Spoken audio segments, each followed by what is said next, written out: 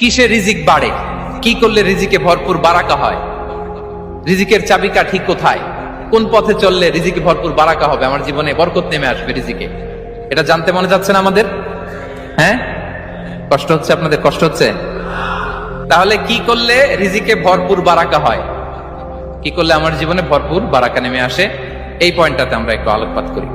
যেসব কাজ করলে আমাদের জীবনে রিজিকে আসমানি বারাকা নেমে আসবে, আমাদের রিজিকে আসমানি বারাকা নেমে আসুক, আমরা চাই কি চাই না?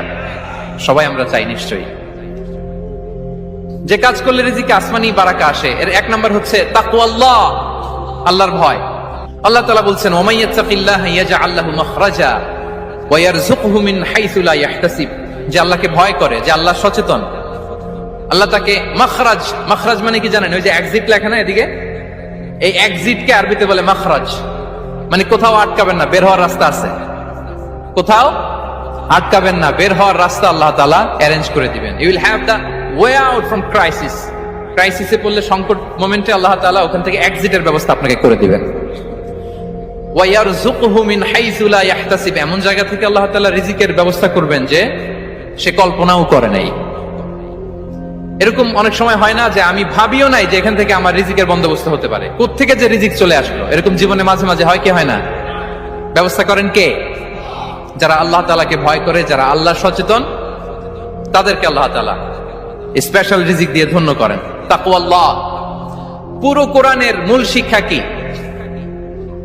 পুরো ইসলামের এসেন্স কি, জিস্ট কি, সারাংশ কি, যদি আমাকে জিজ্ঞেস করা হয় আমি বলবো তাকওয়াল্লাহ, আল্লাহর ভয়, আল্লাহর সচেতনতা। Allah is watching me, Allah is observing me. Allah তাআলা আমায় দেখছেন, আমি যাই করি না কেন, দরজা বন্ধ করে, জানালা বন্ধ করে, সব বন্ধ করেও যদি করি, পৃথিবীর সবার চোখ ফাঁকি দেয়া গেল, আল্লাহর চোখ ফাঁকি দেয়া যায়?